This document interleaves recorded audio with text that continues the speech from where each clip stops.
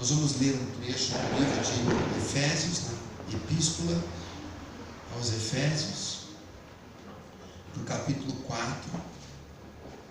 Vai ser o texto que nós vamos meditar, vamos refletir, porque essa palavra, os irmãos sabem, ela é espírito e vida. Essa palavra, irmãos, ela gera vida no teu interior, quando você ouve.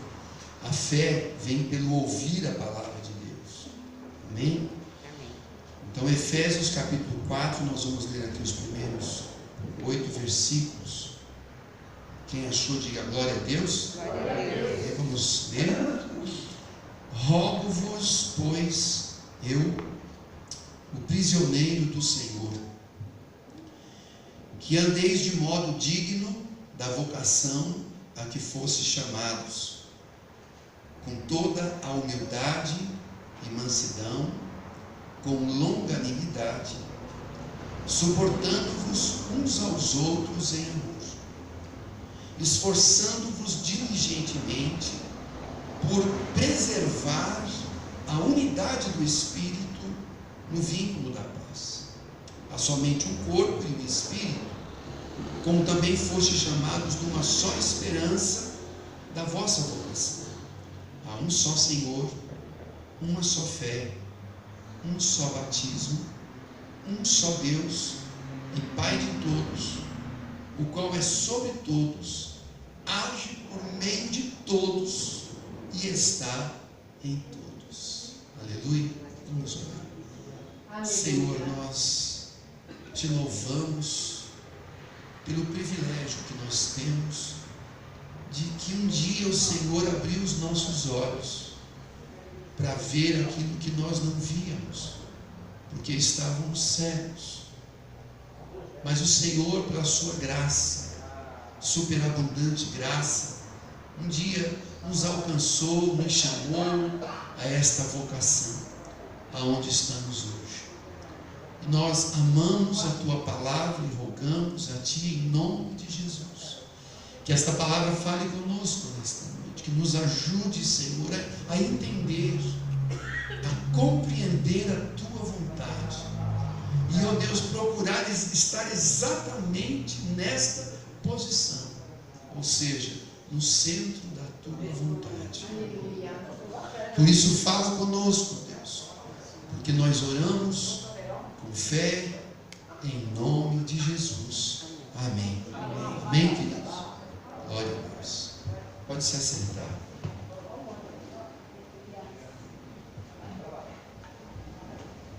Próxima semana já é Santa Ceia, Jesus, já é dezembro.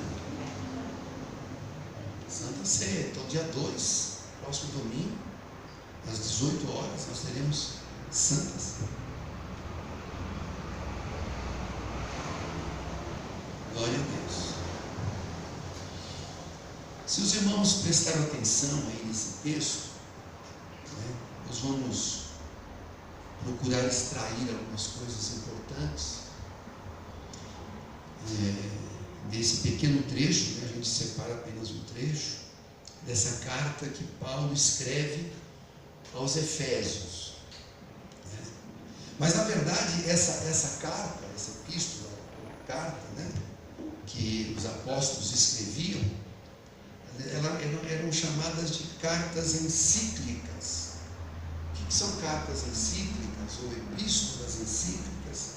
São cartas que não são destinadas apenas a uma igreja, mas é uma carta circular, né? Ou seja, essa carta ela era depois lida em várias outras igrejas, e não apenas na igreja de Éfeso, né?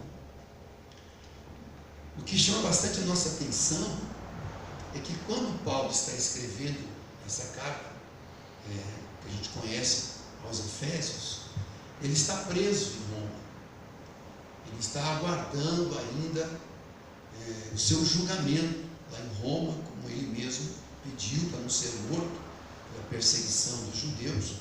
Então ele apela para César, né? Apela ao tribunal de Roma. Então ele é levado cativo, ele é preso, levado lá para Roma, e ali ele permanece ali alguns anos preso, esperando o momento de ser julgado.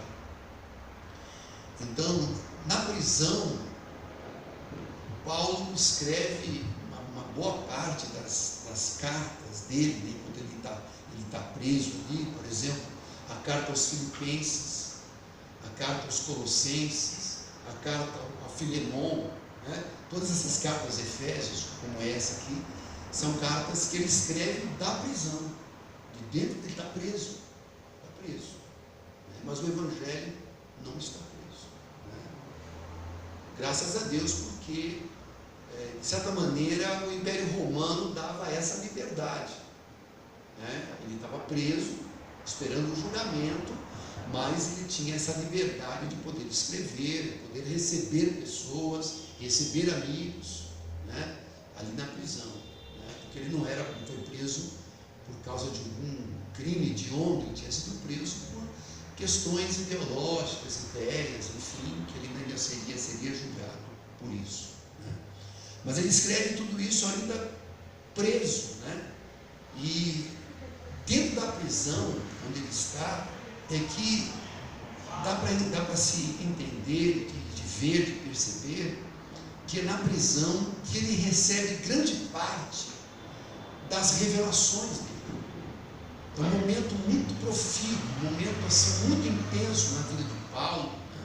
Que apesar dele estar preso, o Senhor, o Espírito Santo, traz a ele as grandes revelações especiais, específicas para Paulo.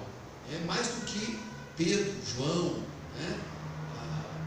A condição de Paulo realmente é uma condição muito especial, por ele receber essas grandes revelações da parte de Deus. Ele recebe exatamente no momento que ele está preso.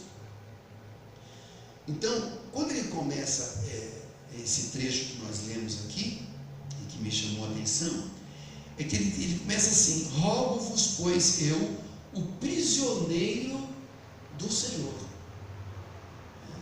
Ele não se via como prisioneiro de César, ele não se via como prisioneiro de Roma, ele se via como prisioneiro do Senhor. Ele tinha a convicção de que ele estava ali, não é por circunstâncias do que aconteceu, ele estava ali porque era a vontade de Deus que ele estivesse ali, né? Daquele lugar, naquela prisão que parece que é um cerceamento, né? da liberdade de um dos grandes homens, né? do maior, vamos dizer, dos maiores apóstolos, né? foi Paulo, né? Poderia dizer, puxa, mas como é que Deus permite que um homem desse fique preso durante anos? Ele ficou preso durante anos, foi julgado, condenado e morto. Ele estava no final da carreira dele. Mas o que eu chamo a atenção dos irmãos é isso. Aqui a consciência que ele tinha de que ele não era prisioneiro lá de César, mas que ele era prisioneiro do Senhor. Isso nos faz refletir uma coisa muito importante, porque esses homens de Deus, ao longo da história da igreja, esses homens de Deus têm uma visão muito clara de que a vida deles está nas mãos de Deus. E podemos trazer isso para nós. Irmão, a tua vida está nas mãos de Deus. Aleluia. As circunstâncias da vida não são apenas um fato corriqueiro da vida, mas a tua vida está na mão de Deus. É uma coisa que você tem que descansar, né? Agora há pouco o irmão Robson citou um texto ali de Pedro, em que ele diz, né, que não andeis ansiosos por coisa alguma, porque ele tem cuidado de vós. Eu lembrei disso porque foi uma das minhas meditações aí na minha viagem, em alguns momentos que eu parei para meditar na palavra de Deus, eu meditei muito nesse texto, né? Pelo cuidado de Deus. Por exemplo, nós cremos num Deus que se preocupa conosco. Uma coisa que eu aprendi no começo da minha vida cristã é algo que está no coração de Deus, que Jesus ensinou, Paulo ensinou, Pedro ensinou, a mesma coisa, que era assim: não andeis ansiosos por coisa alguma. Para mim isso é um mandamento. Para mim isso é uma filosofia de vida. É uma decisão que se toma. Para você não andar ansioso, você tem que tomar uma decisão. Aconteça o que acontecer, eu não vou deixar a ansiedade entrar no meu coração, porque essa é a vontade de Deus. E quando você toma essa decisão, acontece o que acontecer. Porque o Senhor ensinou, olha, não andeis ansiosos por coisa alguma, nada nesse mundo, nada nessa vida, sabe?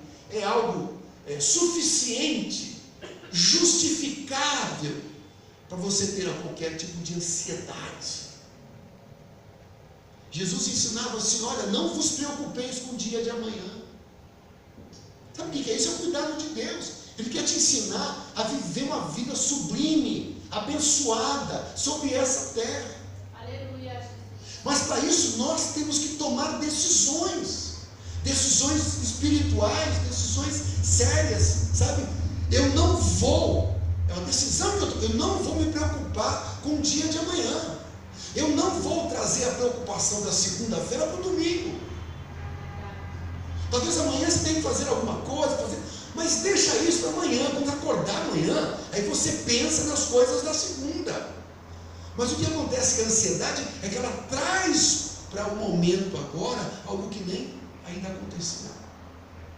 Porque Deus que cuida de você, Ele vai abrir as portas, vai dar direções, as coisas vão caminhar, as coisas vão andar. Ele vai dar direções para a tua vida, fique em paz. Jesus disse assim no ensino dele, basta cada dia o seu mal. Basta cada dia. Hoje já foi um dia que nós já tivemos preocupações suficientes para hoje. Graças a Deus, nós estamos aqui, porque parte delas já foram resolvidas. Amém, amados? Né? A segunda-feira, a terça-feira, a quarta-feira, deixa na mão de Deus, que amanhã, o mesmo Deus que supriu hoje, vai suprir amanhã. Então nós temos que aprender um princípio, irmãos, de aprender a não andar ansiosos por coisa alguma, mas confiar. Porque o que é isso? Como é que eu não ando ansioso? Porque eu confio em Deus. Eu não ando ansioso porque eu tenho fé que Deus está presente. Eu não vou andar ansioso nem só por minha vida. Eu não vou andar ansioso por causa dos meus filhos. Eu não ando ansioso por causa dos meus filhos. Eu não vou andar ansioso por causa da minha família. Eu não vou andar ansioso por causa daquele irmão, daquela irmã, daquele parente que está com problemas. Porque, irmãos, o princípio é tão tremendo, porque a gente pensa um pouquinho. O que a ansiedade pode resolver? Nada. O que o Senhor ensinava? Ele dizia assim, olha, gente, por mais ansioso que vocês estejam, vocês não podem mudar um fio de cabelo da vossa cabeça. E é verdade. Por isso mesmo que o cristão, irmãos, que está buscando uma maturidade espiritual, está buscando um crescimento espiritual, ele tem que tomar decisões. Olha, eu vou procurar viver dessa maneira, não deixar a ansiedade, em hipótese alguma, entrar no meu coração e na minha mente. Na verdade é o contrário, primeiro entra na mente, pensando, aí cai no coração e o desastre é grande. Porque a ansiedade não é só uma pré-ocupação, né? Mas a ansiedade também adoece, faz adoecer. Há muitas doenças ligadas com esses excessos de preocupação e de ansiedade no nosso tempo. Então a palavra de Deus é maravilhosa quando aquilo que você lê, aquilo que você aprende, você coloca em prática. É a prática do Evangelho, sabe? É você viver tudo aquilo que Deus quer que você viva. Você foi chamado para viver uma vida sublime sobre essa terra. E não se deixar afetar pelas circunstâncias da vida. As circunstâncias familiares, as circunstâncias profissionais ou qualquer outra coisa. Porque qual é o recurso que Deus nos ensinou? O que eu faço com essas situações que podem gerar ansiedade em mim? Eu coloco tudo na mão de Deus através da oração e da fé. Porque quando você ora a Deus e você diz assim, ora a Deus, Eu estou trazendo ao Senhor esse problema, porque eu não vou carregar essa ansiedade, essa preocupação, porque é assim que o Senhor me ensinou. E quando você coloca algo na mão de Deus, deixa lá, deixa na mão de Deus. E por que eu estou falando? Deixa na mão de Deus. Já falei isso algumas vezes com os irmãos. Porque como é que muitas orações acontecem? As pessoas chegam a Deus, vem lá, apresenta o problema para Deus, aí acabou de orar e pega o problema de novo e traz de volta para o coração e volta e fica de novo chorando e continua sofrendo. Se você saiu da oração sofrendo, se você saiu da oração angustiada, o que significa isso? Que você não colocou na mão de Deus. Como é que eu sei que eu coloquei algo na mão de Deus? Eu saio em paz da presença de Deus. Eu saio da presença de Deus sabendo que eu não posso fazer nada, mas o meu Deus Todo-Poderoso é aquele que pode fazer infinitamente mais do que aquilo que eu possa pedir ou pensar. Amém? Então, esse é o Evangelho de Cristo. Mas você só vai poder experimentar o poder desse Evangelho se você aprender a colocar em prática. Então você vê aqui Paulo, ele tinha essa compreensão. Ele não estava assim, vê se existe um verso nessas cartas que eu citei, quando ele estava preso, se ele fica choramingando, pedindo, pelo amor de Deus, ora por mim, para Deus me libertar, Deus me tirar daqui, não aguento mais. Você vê? Não, ele não está preocupado com ele mesmo, ele está preocupado com a igreja, né? Manda as cartas para abençoar as igrejas, né? Então você vê, esse sentimento, essas coisas que você tem que ter, irmão, onde você está, no seio da sua casa, da sua família, por que Deus me colocou aqui? Mas ali é o lugar que Deus te colocou. A família que você tem é a família que Deus te deu. As circunstâncias que você vive estão ali. Tudo que está em volta da sua vida vai servir para o teu crescimento espiritual. Amém, irmãos? Tudo que acontece na tua vida, irmão, tem um sentido, tem uma motivação. Então não fique se desesperando, mas procura, Deus me dê sabedoria para saber por que essas coisas às vezes estão acontecendo, por que as coisas não acontecem do jeito que eu queria. Esse é um sentimento, amados, que estava no coração do apóstolo Paulo. Eu quero trazer para nós nessa noite, amém, amados? Vamos refletir nisso, vamos pensar sobre isso, para que você possa viver uma vida de descanso. A palavra de Deus diz que nós fomos chamados para o descanso do Senhor, e não para vivermos ansiosos. Então eu volto a dizer que depende de você tomar uma decisão, colocar na mão de Deus e deixar que Deus vai cuidar. Porque o Senhor só pode cuidar quando você colocar na mão dele, quando você confiar nele. Porque se você tira da mão de Deus e continua carregando peso, o que o Senhor pode fazer? Porque não existe fé nisso. É uma oração sem fé. A oração de fé é uma coisa linda, maravilhosa, porque a oração de fé é uma transferência. O Senhor tem cuidado de nós, né? Coloque toda a tua ansiedade sobre o Senhor Jesus. Toda a tua preocupação, irmão, coloque sobre o Senhor Jesus.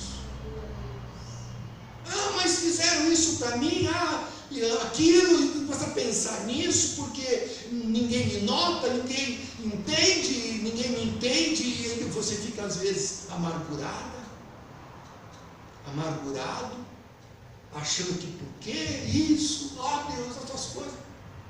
Eu querido, em nome de Jesus, nessa noite, tem uma nova postura. Confie em Deus. Confie. porque a tua vida está sendo cuidada por Deus. A nossa porção é confiar, porque se Deus tem uma obra na minha vida, irmão, ninguém vai poder impedir a obra de Deus de o que está acontecendo na sua vida. Amém, irmãos? Né? Alguém pode imaginar que Deus não vai cumprir a vontade dele? É impossível. Quem é que pode impedir? Irmão, quem é que pode impedir a obra de Deus na sua vida? Agindo Deus, quem impedirá? Ninguém pode impedir. Quando Deus tem uma obra, Ele vai fazer a obra, e ninguém, nem homem, nem espírito, nem demônio, nem o inferno que é unido, pode impedir a obra de Deus de acontecer na sua vida. Aleluia. Amém, amados? Por isso que nós temos que aprender a confiar e descansar. Fé é isso, fé é descanso. Aleluia, Jesus. Fé é paz do coração. Ansiedade, preocupação não gera nada. Voltando então ao texto, Paulo falando então do prisioneiro ali em Roma, e ele então traz um ensino para a igreja, que faz uma breve reflexão aqui com os irmãos sobre esse ensino de Paulo, e a gente começa a ver a força daquilo que ele vai falar. É tão forte, irmãos, que a expressão que ele usa é rogo-vos. Ele está rogando, diz assim, irmãos, eu rogo-vos, né? É como mais ou menos assim, eu suplico a vocês, eu peço com intensidade para vocês, preste atenção no que eu vou falar. Ele começa a dizer aqui então, ele diz assim, rogo-vos, pois eu, prisioneiro do Senhor, que andeis de modo digno da vocação a que vocês foram chamados. Amém? Ou seja, nós fomos chamados para viver de um modo digno. Amém? A nossa vida, irmãos, não é uma vida comum. Nós não podemos viver uma vida comum. Nós não fomos chamados para viver uma vida comum. A nossa vida, na verdade, é uma vida incomum, completamente. Que a nossa vocação, o que é a vocação? É o nosso chamado. Nós fomos chamados por Deus.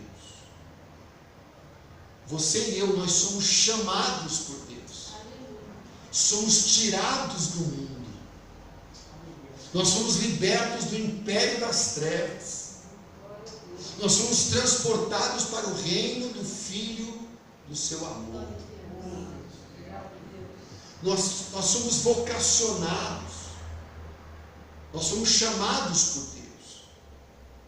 Então a nossa vida, irmãos, não é uma vida comum. Por isso que Paulo diz assim, eu rogo-vos que vocês levem ou andem, né? Porque o andar na Bíblia é no sentido da vida, do dia a dia. Andar é a experiência diária. Toda vez que você vê falando em andar, ande assim, isso aí é a maneira que o Espírito Santo ensina à igreja, que é a nossa experiência diária, essa aplicação diária. Então eu preciso estar centrado nisso. Eu preciso andar de um modo digno do Senhor. Eu tenho que pensar nisso. Eu tenho que meditar, refletir. O que é andar de um modo digno do Senhor? Como é que eu posso andar de um modo digno do Senhor? Minha vida, o meu comportamento, eu falei agora há pouco sobre a ansiedade, que tem a ver tudo com isso. É a maneira cristã de andar. Então, eu começo a pensar, porque ele está rogando, pedindo, apelando, exortando, né? Ou encorajando, né? Falando sobre a intensidade da nossa vida interior. Andar de um modo digno. Fala o quê? Fala não só da nossa conduta geral, mas fala também do nosso progresso espiritual. São duas coisas. Uma é a questão da conduta pessoal e outra do progresso espiritual. Essas duas coisas têm que caminhar juntas. Porque nós somos chamados não para uma vida estática, tudo igual. Me converti, tá bom, continuo indo, né? Indo na igreja, fazendo isso, aquilo, continuo minha vida. Tá? Não é uma coisa rasa. A vida com Deus é algo crescente. A cada dia nós somos como aquela luz que vai aumentando de intensidade a cada dia que passa, até nos tornarmos a luz perfeita. Então existe um progresso, tem que haver em nós um desejo, irmão, de melhorar a cada dia. Por isso que a igreja, um dos aspectos importantes da igreja, da reunião da igreja, é a palavra. A palavra precisa ter uma conotação de ensino espiritual, que é um ensino que produz crescimento. Eu falo para os irmãos, né, vira e mexe, eu falo para os irmãos, tem muita gente que vive de leitinho. Paulo diz isso, olha gente, quem precisa de leitinho é criança, recém-convertido, aquela pessoa começou a andar agora no Evangelho, ele precisa de leitinho, mas vocês precisam de alimento sólido. O que é o leitinho? Leitinho é aquele tipo de mensagem, irmão, que é assim, que eu falo sempre para os irmãos, não é aquela mensagem bem rala, não é nem leite, é leite misturado com água, né? Deus vai te abençoar, Deus está vindo, fica firme, tenha fé, tudo vai dar certo. Aquela mensagem, que assim, tudo igual, as pessoas, que bom, foi uma mensagem que mandou eu continuar firme, para ter fé, não desistir, não desista, não desista, porque, sabe, o anjo está chegando, o varão está vindo, e não sei o quê, e muitas igrejas não vivem desse leitinho, o povo vai ficando, passa anos e anos, ouve a mensagem, leitinho. Eu recebo tanta mensagem pelo WhatsApp, a maioria é leitinho aguado. Eu não aguento, quando eu começo a ouvir uma mensagem, eu vejo o que é, na hora deleto, não vou nem até o final. Porque o que eu preciso é de alimento sólido, que vai me dando crescimento, vai te dando crescimento. Eu quero algo que me alimente, que me dê crescimento espiritual, sabe? E aí a palavra de Deus é maravilhosa por causa disso. Nós precisamos disso. Então, irmão, você tem que parar de ficar precisando de leitinho, de ficar procurando essas mensagens da internet aí, sabe, que só dá leitinho. Você precisa realmente começar a desejar comer coisa boa, porque o reino de Deus, irmão, tem muita coisa boa. Aleluia. Mas infelizmente tem muito pregador aí que infelizmente é só um servidor de sanduíche e leitinho.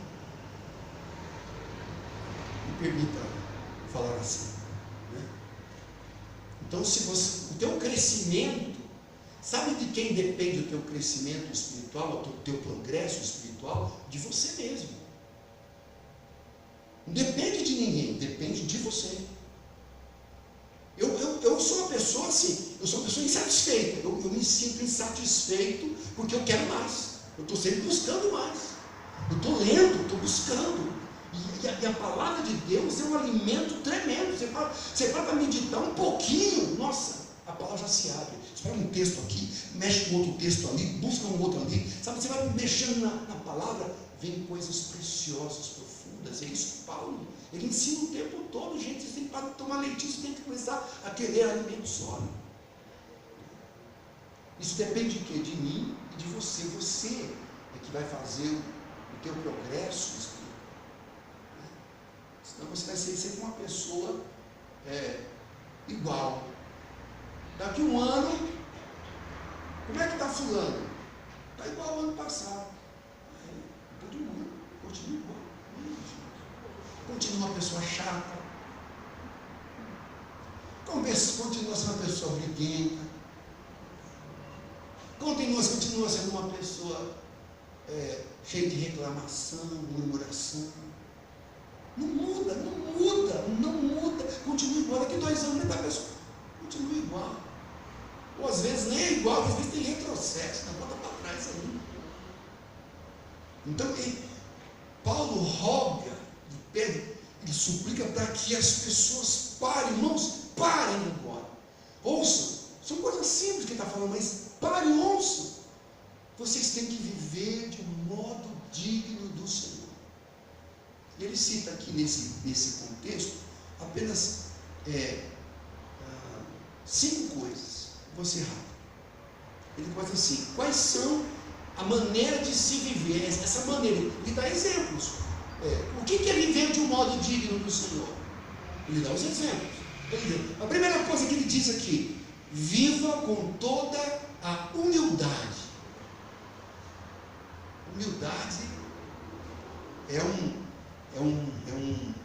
uma virtude excelente que tem que haver na vida dos filhos de Deus. Nós temos que realmente ter na nossa vida a humildade, desenvolver a humildade,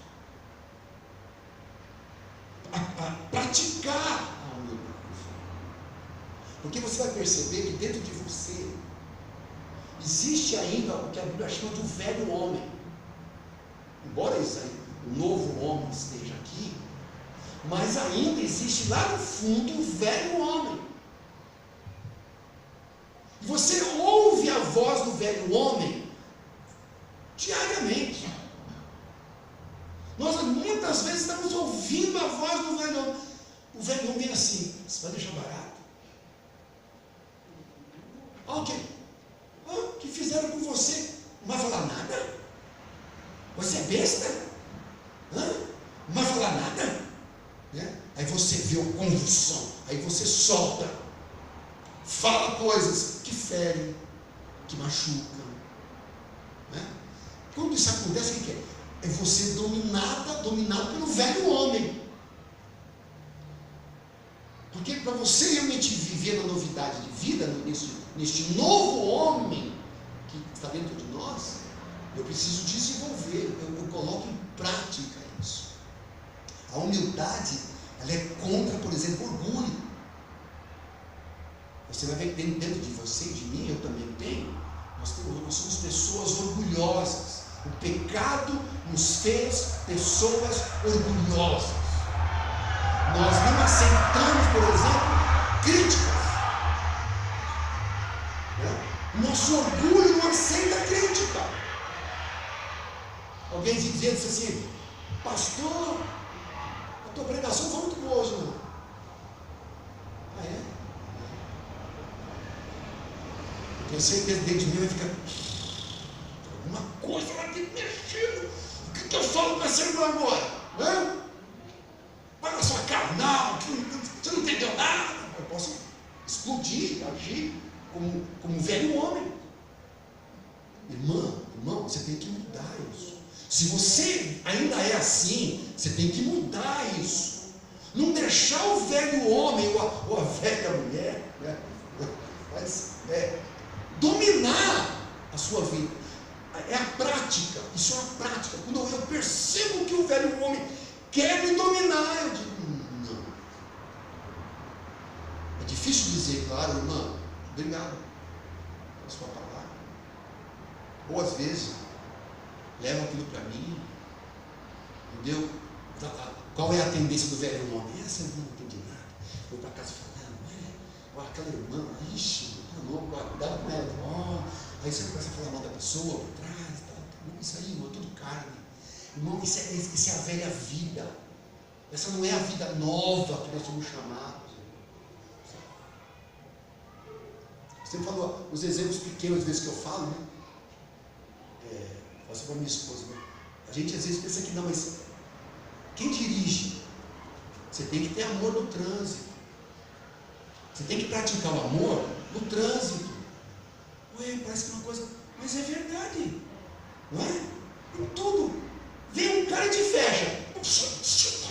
Não vou nem falar o que você falou, ou você pensou em falar. Não é? Isso é, irmão, isso é prática.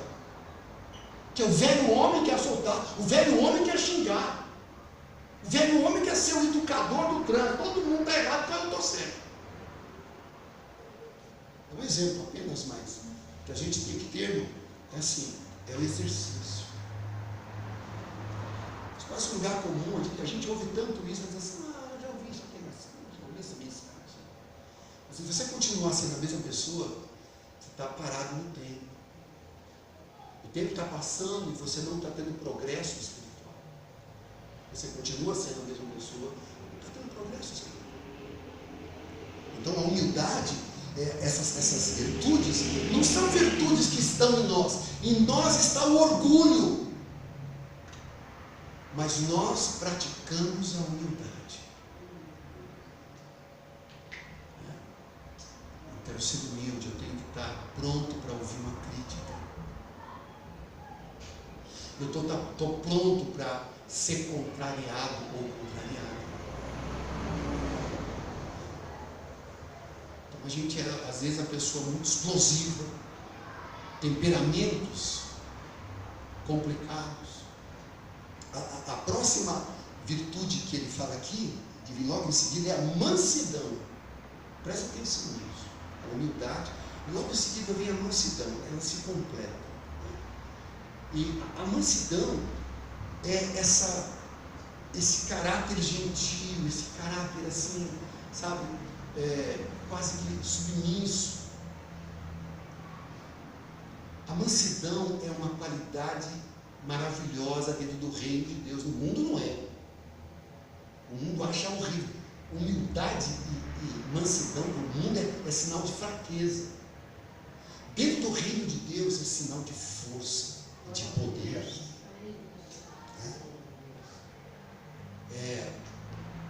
Existiu um homem chamado Moisés, que vocês conhecem muito. Eu tinha separado aqui um trecho. Você não abriu, só vou marquei, só para poder ler para os irmãos, uma coisa que fala de Moisés. Em Números 12, verso 3, diz assim: era o varão Moisés muito manso, mais do que todos os homens que havia sobre a terra. Olha o testemunho desse homem. Era o varão Moisés mais manso da terra. Agora, quando você vai pegar o começo da vida de Moisés, quem era Moisés? Moisés não era um cara, que não levava essa para casa. Moisés, ele era um jovem, ele era jovem, sabe? Que um dia lá ele viu o outro bater no cara e matou o cara. É explosivo, é gente explosiva, gente emocionalmente, sabe? Despreparada. Era assim que ele era, né? Moisés era assim, não era uma pessoa dura, né? Não tinha papas na língua, ele era assim. E tem muito cristão que é assim, que vive assim, sabe? Qualquer coisa já explode, tem uma contrariedade, já sai do normal. O que é isso? É falta de mansidão. Moisés, ele era assim. Ele chegou a matar uma pessoa por causa dessa explosividade dele. E tem um temperamento explosivo. Tem gente que é assim, gente que você tocou num lugar, você já explode. É muito bonzinho, é muito boazinha no dia a dia. Toca num carro, você vê que o bicho se levanta. Descontraria para você ver como o bicho se levanta. O que é isso? É falta de mansidão. Sabe o que Deus teve que fazer com Moisés? Deus levou Moisés para o deserto. Deus levou Moisés para o deserto. Sabe quanto tempo ele teve que ficar lá? 40 anos sendo quebrado. quebrado, quebrado, quebrado, quebrado, quebrado, quebrado. Irmão, irmã, para fazer a obra de Deus, você tem que primeiro ser quebrado. Irmã, para fazer a obra de Deus, primeiro você tem que ser quebrado. Não adianta. Deus não vai poder te usar sem o quebrantamento. Deus só poderia usar Moisés depois de quebrar 40 anos lá no deserto. Ficou lá pastoreando ovelhas, e Deus trabalhando. Às vezes, se você quer, pensa numa obra, uma grande obra, num chamado, sim, mas lembre-se disso. Primeiro tem que haver o quebrantamento. Depois de 40 anos, quando Deus vem e diz, agora está bom, Moisés, pode vir. Agora está bom. Quando quem é que sai do deserto? Um outro homem. Já não era mais o mesmo Moisés. Agora você vê o testemunho dele. Não existia no mundo o homem mais manso em toda a terra. Porque para Deus nos usar, primeiro nós precisamos ser quebrantados. Precisamos desenvolver a humildade, a mansidão. Só assim Deus pode usar. E muitas vezes você não entende por quê. Porque eu queria, poxa, estamos sendo usado agora, fazer tanta coisa. Talvez ainda é o tempo dos seus 40 anos no deserto. Não estou dizendo que vai ter que durar 40 anos, porque 40 anos aqui se vira uma metáfora. É o tempo. É o tempo do quebrantamento. É o tempo que Deus separou para mudar o teu caráter, mudar a tua explosividade, mudar o teu temperamento. Viu, irmão? Viu, irmão? É assim. A obra de Deus é perfeita. Então, Paulo dizia, gente, você pode apressar a obra. Não é, pastor, eu posso apressar a obra de Deus? Pode. Basta você colocar em prática essas virtudes, essas verdades. Desenvolva a humildade, meu irmão. Irmã, desenvolva a humildade, desenvolva a mansidão. Seja uma pessoa mansa, não uma pessoa explosiva. Aprenda a se humilhar quando alguém te criticar, se humilha. Ouvir qualquer coisa que você ouvir, eu tenho que praticar aquilo que eu tenho aprendido do Senhor. A terceira virtude que ele fala aqui é a longanimidade. A longanimidade, os irmãos sabem, é uma palavra que fala sobre ter um ânimo longo, paciência longa, paciência, principalmente a paciência com os irmãos, a paciência com o pastor. Longanimidade é uma virtude divina. Todas essas virtudes são virtudes divinas. Então, longanimidade tem a ver com paciência, tolerância, constância. Você vê que é interessante, está muito ligado, Paulo vai ligando, as palavras vão se ligando. A quarta virtude que ele diz aqui é suportando-vos uns aos outros em amor. Suportar. Tem uns irmãos que você sabe, é mais difícil. Não pensa que todo mundo aqui é perfeito. Não existe ninguém perfeito, igreja nenhuma. Assim como não existe igreja perfeita, não existe ninguém perfeito. Nós estamos num aperfeiçoamento, uns mais rápido e outros mais lento e outros parados lá atrás.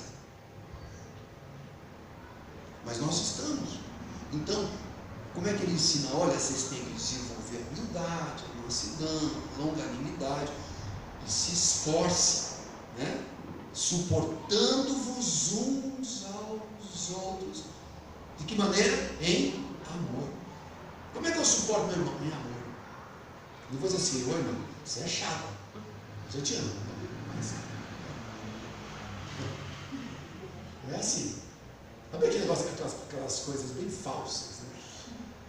Tem gente que é muito falsa, diz assim, ó, aquele irmão lá, não, já perdoei, mas ele lá, eu aqui. Você perdoou coisa nenhuma. Quem fala isso é porque não perdoou. Isso é falsidade pura. Entendeu?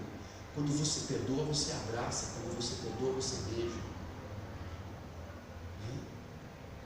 Nunca deixe isso entrar no teu caminho. Se você tiver qualquer pessoa, você pode dizer, não, eu não gosto desse, não gosto daquela irmã, não. Dentro do reino de Deus, senão no mundo é assim. No trabalho circular é assim. Dentro da igreja, não. Aqui não. Aqui é um lugar para desenvolver essas virtudes. Então a gente tem que suportar. Pastor, não tem que suportar aqueles irmãos. Tem que suportar. Sabe por quê? Porque Deus te suporta. Deus te suporta. Gente, vou te contar. Eu lembro da palavra do Irineu Gruber, que é um pastor. Um dia eu fui uma palestra dele e ele falou uma coisa que todo mundo riu, mas é assim, ó, gente, quem gosta de crente é Deus. Só Deus gosta de crente. Eu ri porque é verdade, só Deus vai ter misericórdia de nós, irmão. Só Deus vai ter piedade de nós, irmão. Mas que Deus nos dê graça, irmãos, nessa noite, que eu quero que saia daqui hoje, que você volte para a sua casa, não que você voltar, gente, você saiu hoje. Mas se você voltar hoje, pelo menos, pensando nisso, meu Deus, eu quero praticar essas verdades na minha vida, essa realidade na minha vida. Eu quero viver esse evangelho. É isso. Se você viver isso de verdade, não com falsidade, mas de verdade, ser uma pessoa humilde, mas de verdade, ser uma pessoa mansa, mas de verdade, uma pessoa longânima, mas de verdade, de coração. Acabou, aos 40 anos acabou. Deus pode te levantar, Deus pode te usar, Deus pode fazer de você uma grande obra sobre essa terra. Amém, irmãos? Que você receba essa palavra e terminando, ele diz aqui, esforçando-vos diligentemente. Paulo só usa a palavra forte, hein? Esforçando-vos diligentemente por preservar a unidade do Espírito no vínculo da paz. Nós temos que trabalhar sempre pela unidade da igreja. Nós sermos um. Meu irmão e irmã, nunca seja um divisor. Nunca crie divisão na igreja. Nunca seja um fofoqueiro, uma fofoqueira no meio da igreja. Porque os fofoqueiros, que eles fazem? Eles falam mal. O fofoqueiro vive falando de todo mundo. Como Cristo ensinou, ele disse, olha, não fica olhando o cisco no olho do teu irmão. Se ocupe apenas da trave que está no teu. A gente quer mudar o mundo. Por que as pessoas querem mudar as outras? Porque ele se acha perfeito. Quem quer mudar? Quem se acha perfeito.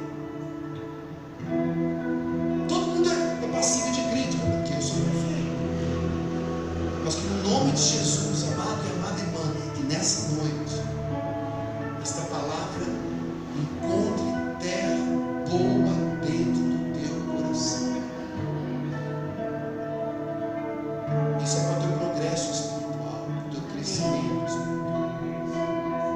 Vamos ficar de pé, irmãos.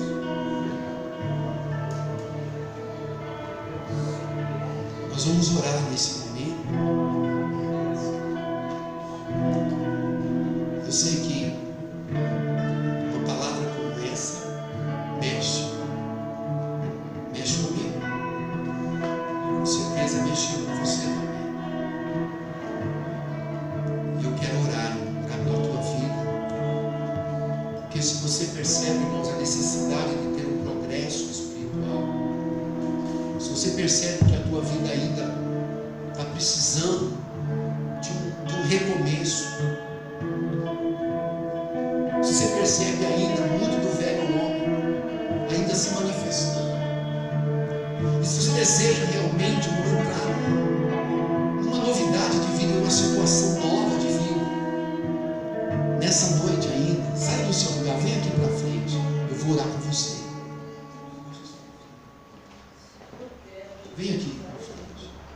Eu quero orar pelo teu progresso espiritual. Essa é a minha oração. Porque Deus está nesse lugar. O Espírito Santo é aquele que mandou essa palavra para falar com a sua vida. Deus falou com a tua vida nessa noite.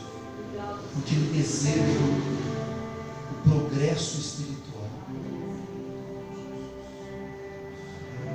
O poder de Deus está sobre esse lugar. Deus está aqui. Aleluia. Glória a Deus. Querido Deus e eterno Pai,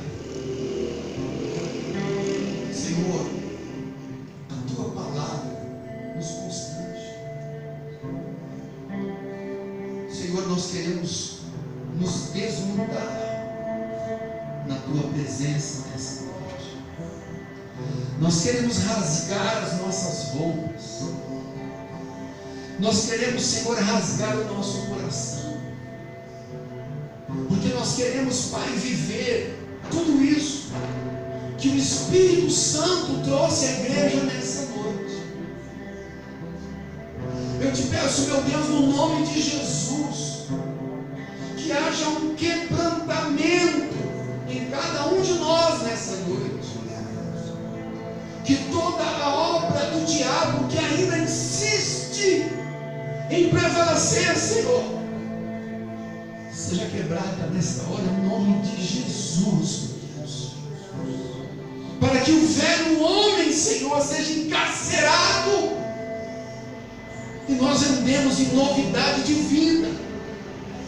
Eu rogo, portanto, por esse povo, meu Deus, que veio à frente, porque eles desejam, Senhor, um progresso espiritual.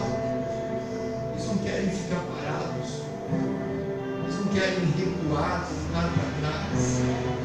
É tempo de renovo, é tempo de restauração, é tempo de avivamento. Deus, traz o avivamento sobre essas vidas em nome de Jesus. Que o teu poder se manifeste nesta noite, neste lugar, Senhor, em nome de Jesus eu te peço, para que essas vidas sejam levantadas, abençoadas, que essa palavra faça sentido, que essa palavra, meu Deus, encontre terra boa nesses corações e frutifique, venha frutificar, para quando eles voltarem para suas casas, Deus, comece algo novo, que todo temperamento duro seja quebrado nessa noite, que todo orgulho, Pai, Deus, dê lugar à humildade, Senhor, que o Senhor nos ensine, Pai, a viver em mansidão, em longanimidade. Deus, ajuda cada um de nós. Estende a tua mão poderosa nessa noite para operar no mais profundo do nosso coração, Pai, que haja mudança aqui, que saiamos daqui diferente de como nós entramos, manifestados no teu poder em nós. É pelo teu poder que nós clamamos, é pelo teu poder que eu rogo por essas vidas em nome de Jesus Cristo, para que eles sejam homens e mulheres de Deus, prontos para serem usados em nome de Jesus, Pai. Isso nos dê graça, Pai, que no dia a dia, nos nossos relacionamentos, na nossa família, ou mesmo dentro da igreja, nós possamos viver essa verdade com sinceridade. Livra-nos, Pai, em nome de Jesus, nos livra da falsidade. Nos dê um temperamento manso e humilde. Pai, essa é a oração que eu faço, Pai, pela igreja. Eu clamo por eles, Pai, clamo por cada um desses irmãos que nós queremos ver, Pai, todos eles, Pai, na maturidade, cheios do Espírito, cheios de unção, cheios de poder, meu Deus, que possam ser usados pelo teu poder, para a glória do teu Filho Jesus Cristo. É no nome de Jesus, igreja, que eu oro e te abençoo. Receba nesta noite, em nome de Jesus, esta oração que faço na presença de Deus Pai, em nome de Jesus Cristo. Amém. Amém. Vamos aplaudir o Senhor Jesus. Aleluia.